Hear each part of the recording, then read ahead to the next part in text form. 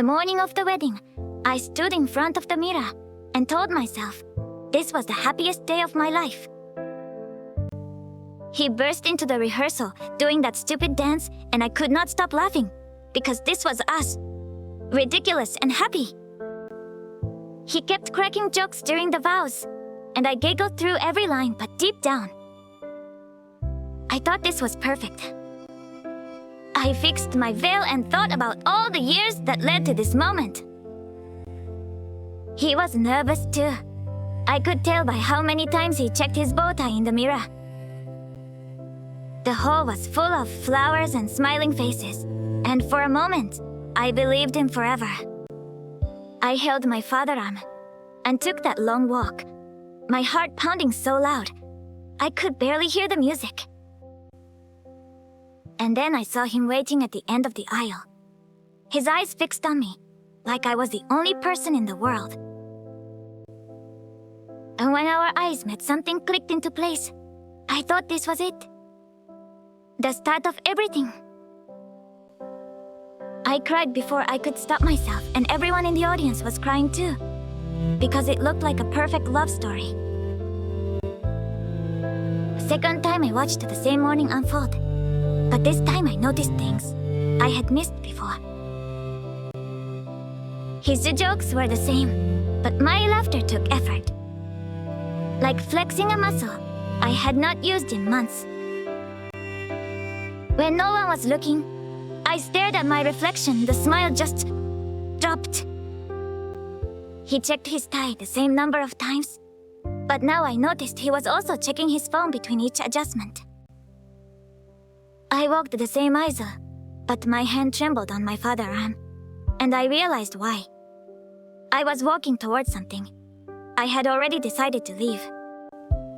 He smiled at me from the altar, but his eyes were somewhere else, and I wondered when I had stopped being able to read him. We stood face to face, and I felt the distance between us, like a physical thing, an invisible wall built from 1,000 unspoken words.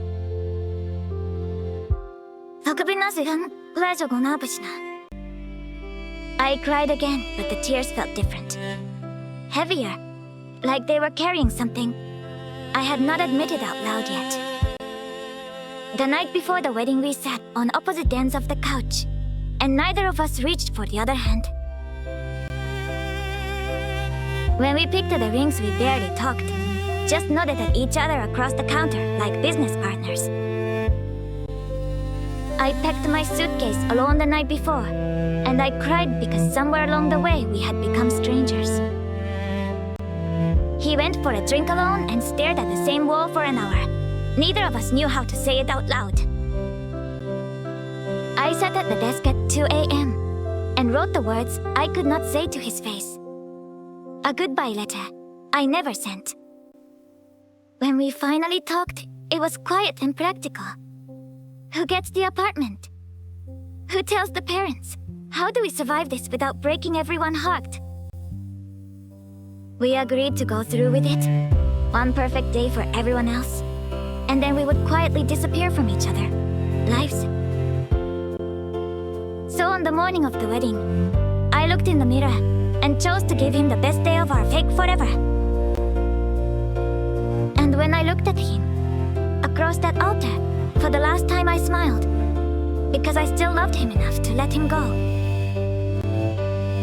I cried like everyone expected, but I was mourning the marriage we never got to have, the one that died quietly months ago. The 366th time I told myself everything was fine. It was the first time I finally stopped lying. Hey, thanks for watching. Subscribe for more amazing stories.